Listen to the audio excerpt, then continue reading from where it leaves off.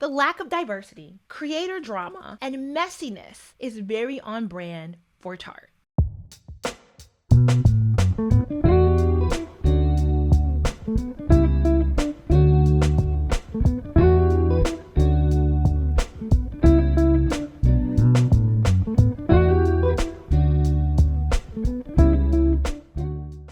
Hey guys, this video was sponsored by Surfshark. Thank you to them for helping pay some of my child's medical bills. Ooh, they said kids were expensive. Enjoy the sounds of my child blowing bubbles. But Surfshark VPN is a great service. VPNs are great for privacy on the internet, babes. You want to book a cheaper flight? Use a VPN. Trying to stream your favorite show? Use your VPN.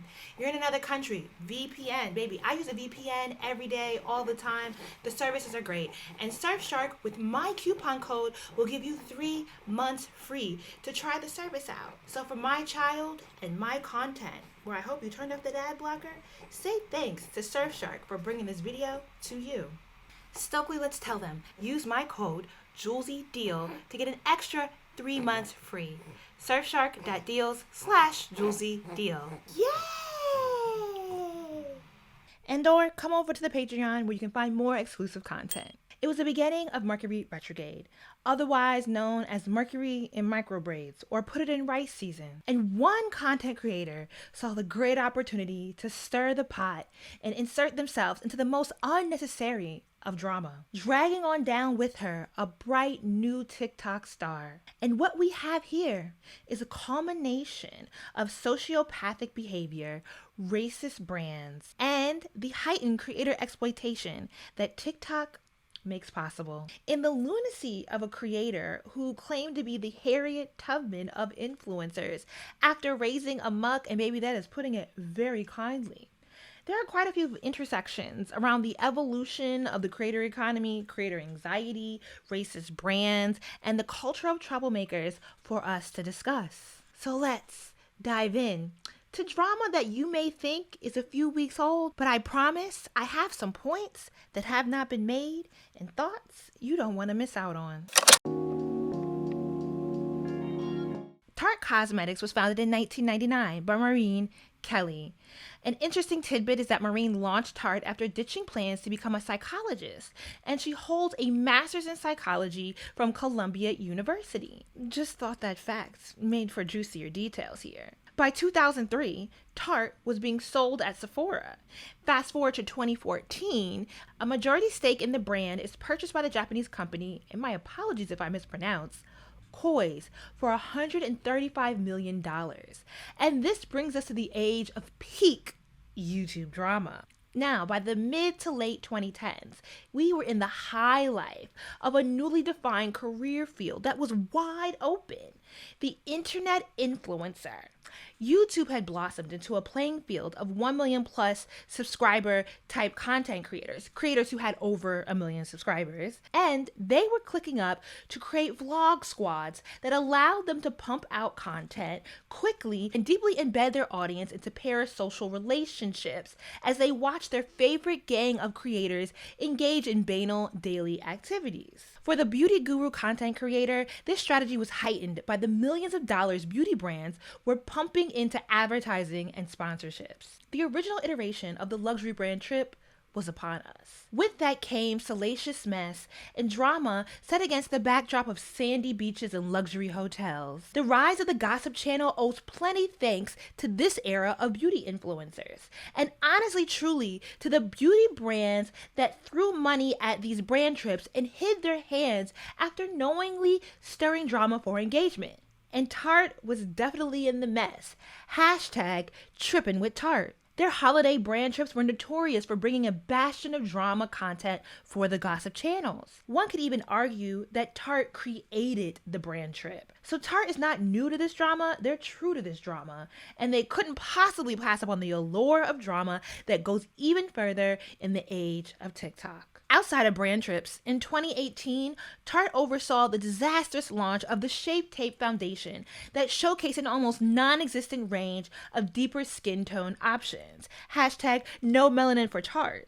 The optics were horrible, and the brand officially situated itself as not black girl friendly. Take notes, because the history is important. Then, in 2020, as brands made knee-jerk pledges to save face during the rise of Black Lives Matter protests, Tarte vowed to increase diversity of the company, where their staff was 5% Black and 6% Black leadership. They also vowed to make creator programs more equitable and inclusive, and again, please put a pin in it, because the history matters, and did they not deliver? The drama that has followed Tarte's reemergence into the beauty brand trips, when they initially took some of the biggest influencers to Dubai, the biggest TikTok influencers to Dubai, I feel like my argument is salient.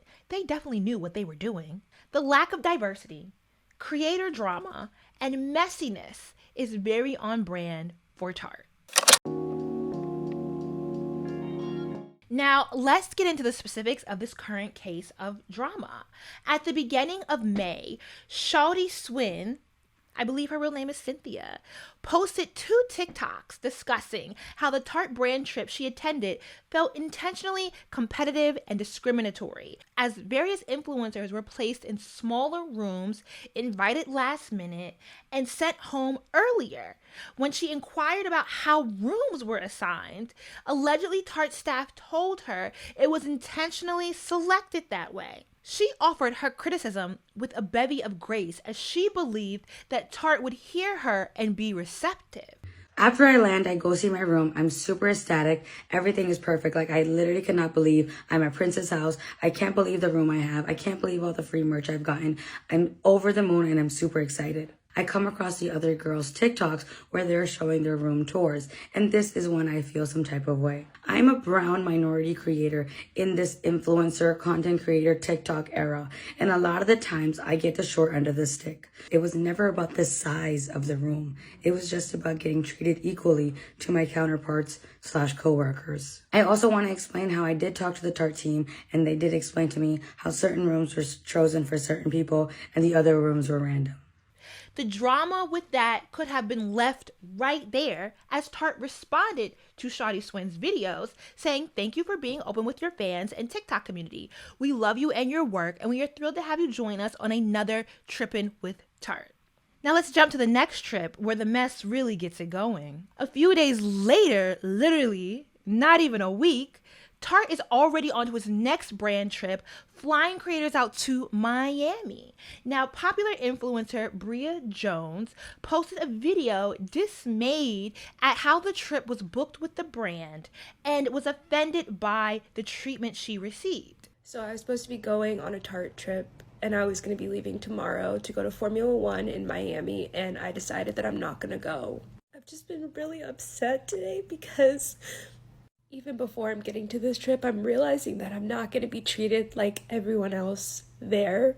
I would love to go on a Tarte trip, and trust me, I'm so grateful, but I have more integrity than to get all the way to Miami and realize that I'm being treated like a second-tier person or like I'm being ranked. I don't agree with how they're doing this. So the actual race is on Sunday the 7th. I was invited to come out from the 4th to the 6th. But initially in the email, it said something about being front row May 7th at the race. So once I realized my flights didn't align with the actual race, I asked them about it, and they said, "Oh, don't worry, you'll still get to see like the practice races and stuff." But I have some friends that are going on the trip, and I asked them when they were leaving, and they all said they were leaving Monday, and I was the only one leaving Saturday. I don't get why, if they're going to do these trips, they don't just treat everyone the same. She doesn't say it, but as a Black woman content creator and Tarte's history with diversity, the call out of "that's racist" was quite easy to make. Now, Maureen Kelly, the founder, thought it was appropriate to respond to the call out by doing a "get ready with me," a lighthearted, ha ha ha girls, get ready with me, because racism, just LOL, isn't our thing. Sorry for the mistake, and we'll do better. I woke up pretty sad this morning, and I wanted to talk to you guys about a couple things. We've had our share of mistakes, and I definitely want to take responsibility for them. Not every room can be the same, and for me, I valued having, more people there as opposed to just having just a few people, a handful of people, and having them just be in the big rooms and having the small rooms be empty.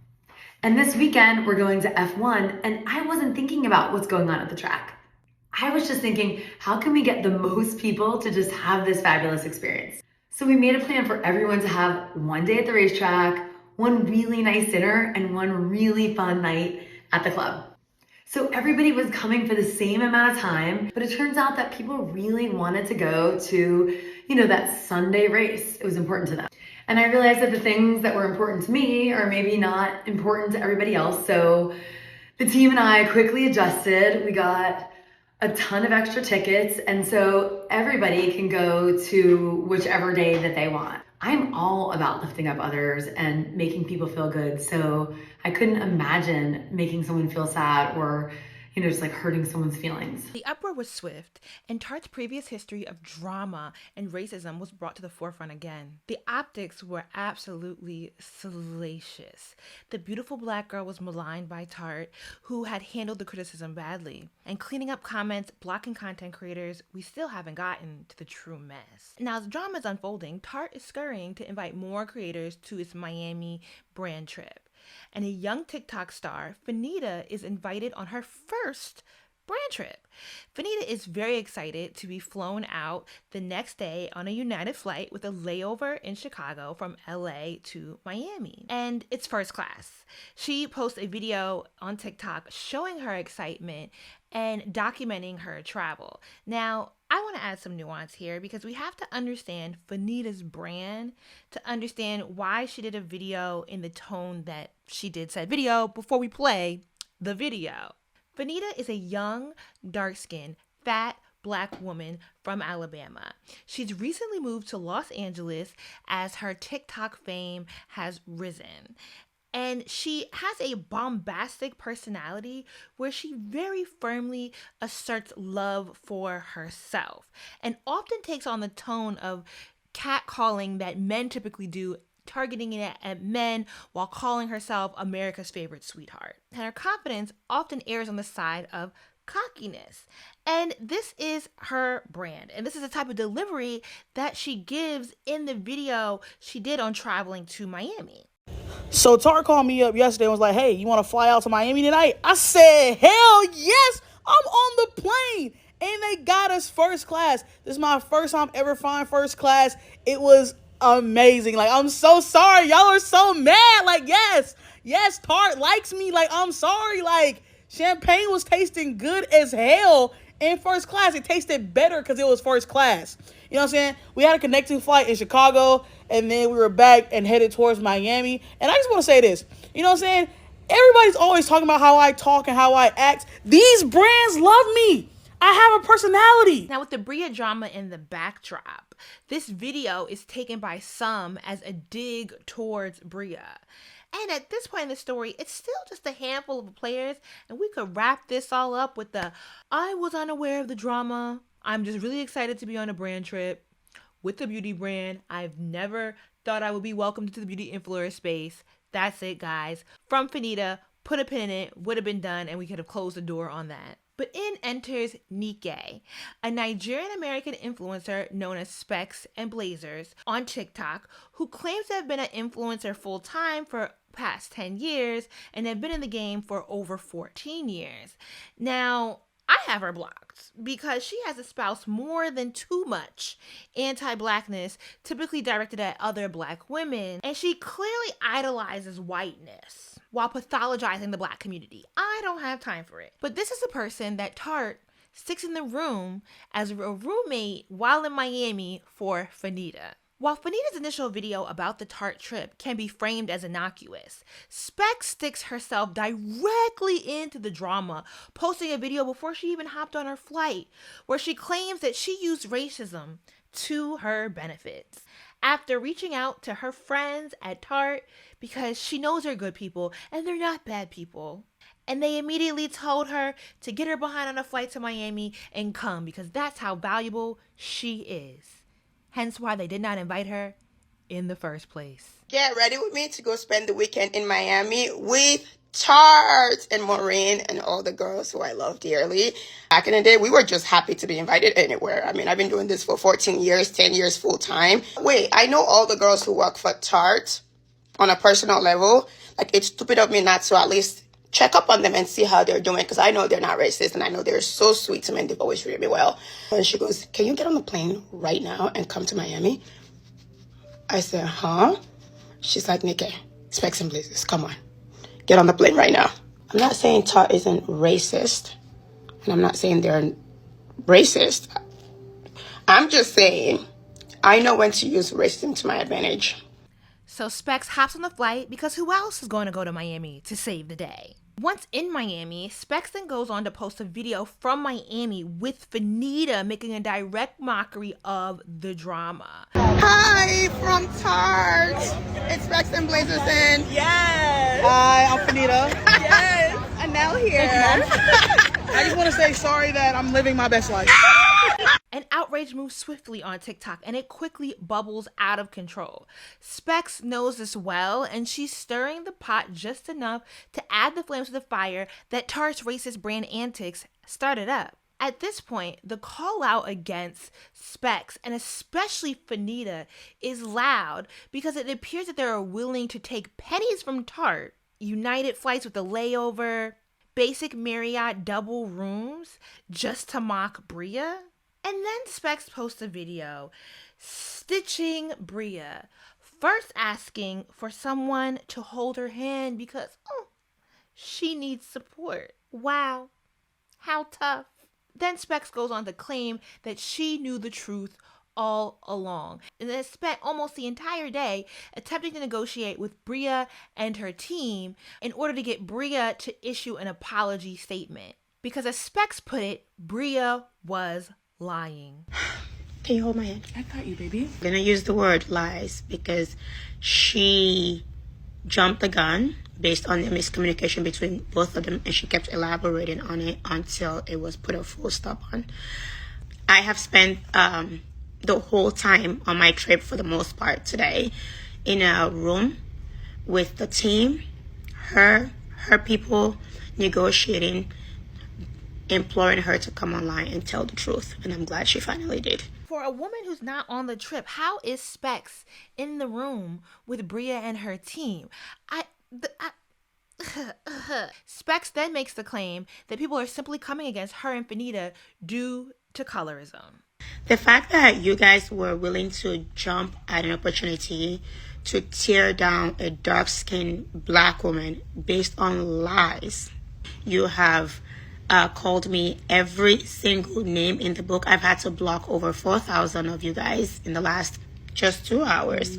I don't think Specs' claims of colorism really have a leg to stand on, but I do think that fat phobia and colorism definitely entered the conversation, especially with how quick people were to be derogatory towards Fanita before this situation even bubbled over with Specs' introduction in Miami. There's just certain language that so quickly gets used, like mammy. I don't think that's why people were upset. I'm not saying this to dismiss the wrongness of the people involved in the drama, but I do think seeing people so quick to call Fanita a mammy makes me scratch my head, because even if somebody's wrong, we don't have to rely on repressive, fatphobic, colorist language against a young black woman.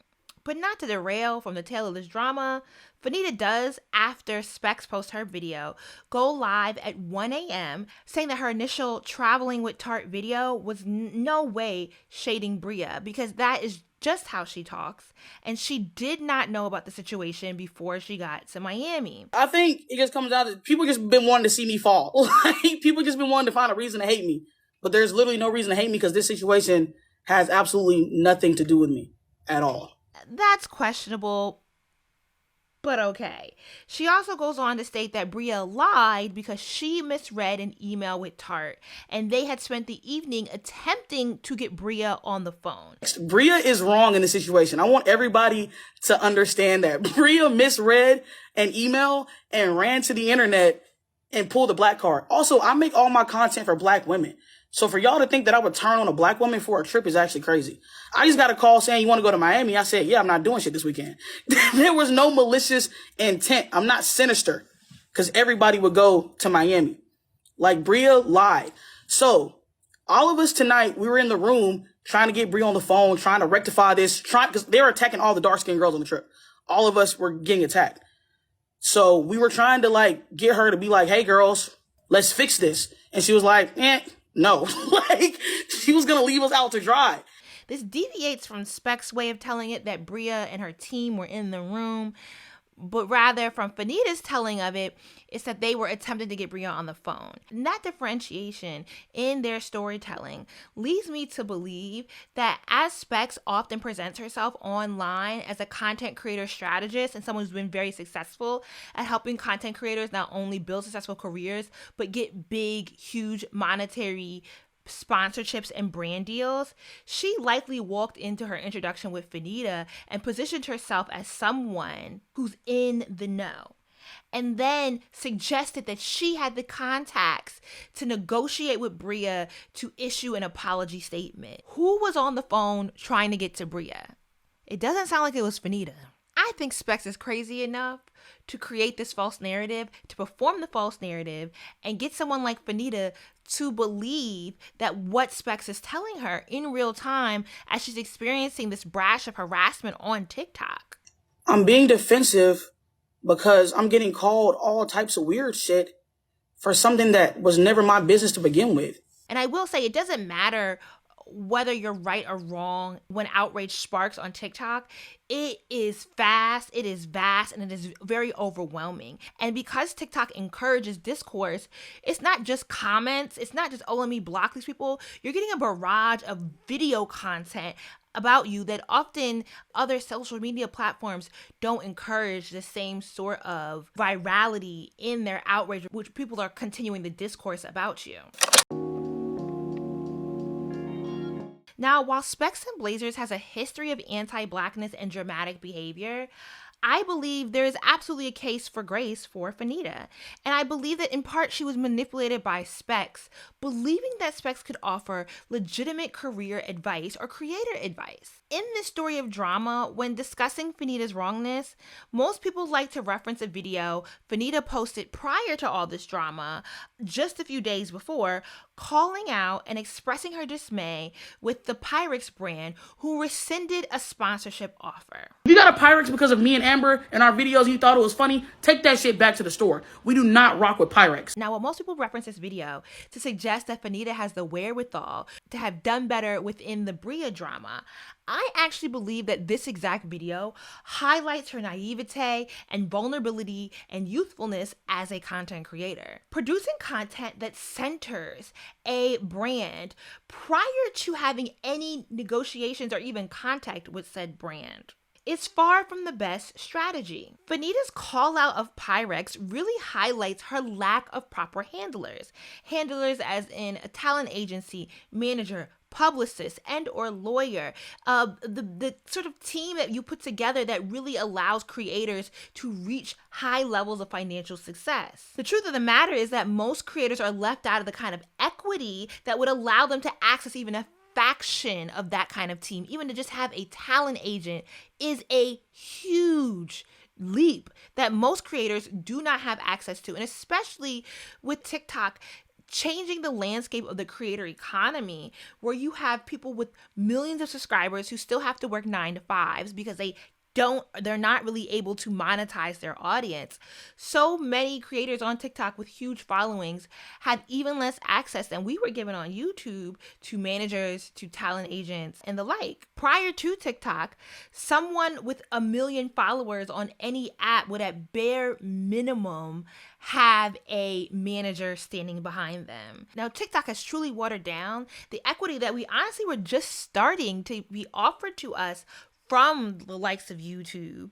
And just like in the age of multi-channel networks that existed on YouTube and everybody got scammed by them, we have the reemergence of half-baked shoestring agencies popping up claiming to offer talent agent services to creators. Now, if Fanita had the proper type of handlers, someone from that team would have at least counseled her while her and Amber were going back and forth in a very fun, engaging content about Amber getting her Pyrex dishes back. someone would have counseled them to not use the brand's name, especially because Pyrex does not have a big digital footprint in brand sponsorships. They could have used terms like plasticware, even Tupperware, a brand name that has become into colloquial use. Any option would have been better than attaching themselves to a brand like Pyrex. Now, Pyrex is absolutely wrong for the way that they treated Fanita and Amber and lowballing them an offer and then taking it back.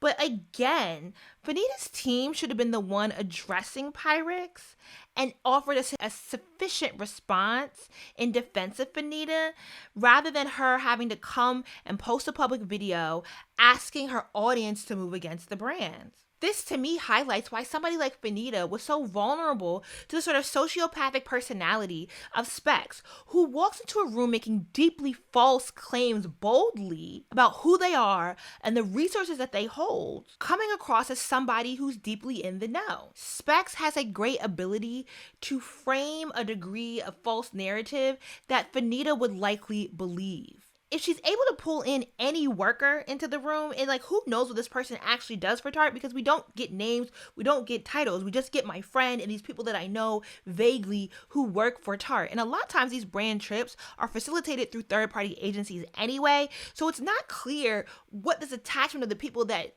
Specs can at least pull into the room, who they really are in relationship to the Tarte brand. Now, I hold the politic that accountability is not punishment. So when I say I do expect some accountability from Fanita, it's not punishment, it's not her downfall, it's not her cancellation. Accountability requires a community of people that the harmed and harmed doer both respect. And I hope on the back end that there are at least other creators who can properly guide Fanita through this drama. And at the very minimum, that her and Bria have a productive and restorative conversation to clear the air. I absolutely hope that Fanita can learn from her lesson and rebound successfully in the long run. Now, Specs, on the other hand, Specs is one of those characters who she's just constantly stirring the pot of drama and is always peddling in some sort of anti-blackness and offensiveness in such an outlandish way that you don't even want to deal with her. And I think particularly in this drama, while the ire really was fixated on Fanita because people couldn't believe that Fanita, of all people, would participate in drama like this, Specs kind of flies under the radar because when you're just so crazy, like, what else can people say about you? When you're willing to push the needle as far as Specs pushed it, there's really not a lot for people to say about you other than to say, yeah, that girl crazy, and then to check out. Because it is absolutely just crazy. And in this context, I think the optics, if we were to acknowledge the isms that impact the way the discourse went, the fat phobia, the colorism, etc., is that Bria does present as somebody who's easy to see as a victim. She checks all the box aesthetically for us to understand immediately that she was wronged in this scenario. So Fanita becomes the focus because Fanita also exists in a body that is often villainized before she can even open her mouth. That's not to say what Fanita did was wrong, but I think the focus on her as the representative of this overall drama, and it moves the focus away from the Specs, and it absolutely moves the focus away from Tarte and the brand and their racist history. It makes Fanita a really prime person to be the representative of all that's wrong with this drama and removes accountability from a brand who the public really is able to hold accountable, but we're all fixated on Fanita. Specs is just absolutely outlandish, and people don't want to deal with the outlandish. She goes on to call herself the Harriet Tubman of influencers, forcefully demanding an apology from Bria. She does a live where she goes on and on and on about who she was in the room with, where she reasserts that she was in the room with Bria's team. And Bria's talent agency, the owner of Kensington Gray, hops into the live to tell Specs that she was not in contact with anyone from Bria's team. And Specs absolutely refutes it, doubles down, refuses to back down from the lie. This lady was in here with her. She said she was no longer with Kensington. She literally told us that. Shanae, what are you talking about? She was in here with a lady and an Asian lady. This Asian lady was negotiating on her behalf, and another mixed lady was negotiating on her behalf. She could have easily cleared this up. She could have easily cleared this up for us. You have 3 black girls getting beat up publicly. You have 3 black girls getting beat up publicly, and you know the truth and you refuse to tell the truth. And continues to make outlandish comments about being okay with being seen as a Nollywood villain because they're the best, that she's the messiah of black TikTok. No black person has ever stood up for her. And then in the midst of all this, claims come out of scamming by Specs, who scammed other Nigerian women who signed up for her Creator Strategy Academy, where she proceeded to demean these women and ridicule them, even while she charged them as their mentor. I paid over £1,000 for this mentoring program on how to be an influencer, right? Yes, I know I'm a fool. Now, this is one of those situations where I was like, okay, this is okay.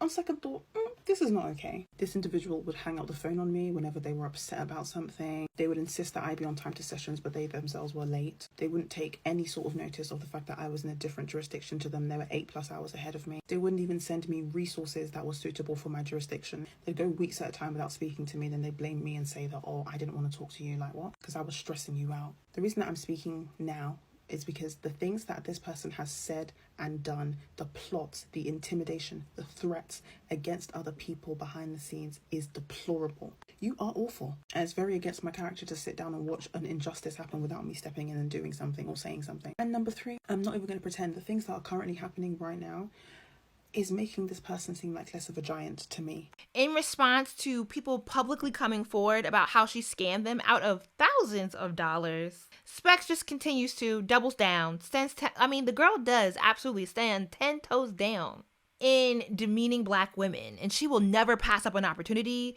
to be disrespectful again and again and again to other black women. And she definitely didn't pass up this opportunity at all. Halfway through my first cohort of the Influencer Academy, I quickly realized that a few of the girls were not in the academy to get any influencer knowledge. They're in the academy for mental health help. I have dealt with some of my students' mental health crisis in such a way that it has affected me mentally myself. But out of all of them, Christina Abiola was one that stood out the most. By orientation, when she came into the academy, when I got off the phone with her, I was depleted because she'd trauma dump every single life issue she's ever had in her life in orientation. We did not discuss influencer goals. We did not discuss anything that she needs to accomplish in that first conversation, which I normally do with everyone else. I was simply just spending the whole hour saying to her, everything is going to be okay. Everything is going to be okay. While I myself is like, what did I get myself into? I am tough. My personality is not for everyone. And I make that very clear in orientation that this is not going to be easy. It's a boot camp. I'm going to push you a lot. I was very tough on her. I was especially tough on my Nigerian influencers because I know that we have that work ethic and we can take it.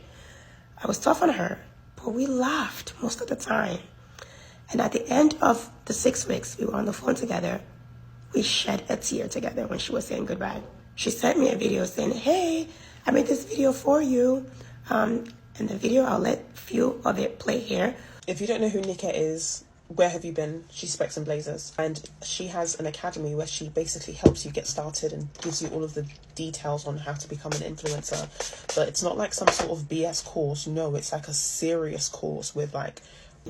She sent it to me. She's like, I want to post this for you. And I said, oh, that's so sweet. You don't have to, but thank you.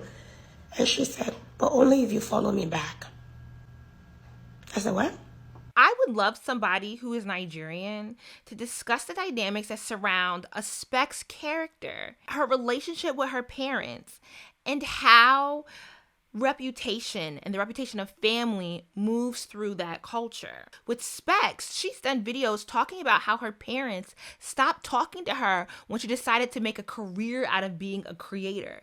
For years. She then goes on to express how now her success has gotten them to come back into her life and how her mother is her best friend. And there's just something happening here that is different from the way reputation works in American culture that I would love for someone to connect the dots on. I don't know that I can fully flesh out this thought, but the weight of the familial reputation and you possibly failing that reputation, you bringing shame to that reputation, and so you go out of your way to seek attention that allows you to come in and maybe like be the hero or be the person at the top, the person who stopped all these bad things from happening, so you have to create the bad things first. I don't know. But the way she talks about her parents' relationship and her desire for their approval definitely feels that some of her outlandishness is rooted in her need for attention that has something to do with her childhood story. And I think that's cultural. To close out, with all the craziness of this drama, the mess that it stirred, and the people that entered as players, the true villain of this entire story is still Tarte, a $1 million beauty brand. It's unfortunate that someone like Specs would come in and stir so much mess and then pull Fanita down into it. Because I think the biggest loser in this situation is a Fanita, not Tarte. They have the means to stir the pot again and again and hide their hands every time. And I don't foresee creators truly turning down the opportunity to go on these luxury brand trips, especially because we have not reached back to the heights of the 2010s. And so many of these creators grew up as young teenagers watching these brand luxury trips, wishing to be a part of it. And so now to have the opportunity in an age where these brand trips are very scarce, oh, the girls are going to jump at it every time. And so there's guaranteed to be more drama, there's guaranteed to be more mess, and there's guaranteed to be more bad responses from Tarte brand, who continues to make pledges and allegiances and never fulfill them. I can absolutely guarantee you that there will be more tripping with Tarte drama before we even hit the next 6 months. At this point, the most accountability I foresee Tarte experiencing is us as consumers deciding how we do or don't want to spend our money with them. And I truly hope that Fanita can move on, take the lesson learned, and continue to succeed as a TikToker. And I hope she never has a mix-up like this again and she lets go of believing that Specs was ever in her corner. I'm going to leave Specs alone. I'm going to leave her be. Maybe she can find the Underground Railroad in 2023 and put us all on to how to navigate outside being so damn expensive and these Canadian wildfire flames that are killing the air for everyone. If she the Messiah, show me to the promised land, sis.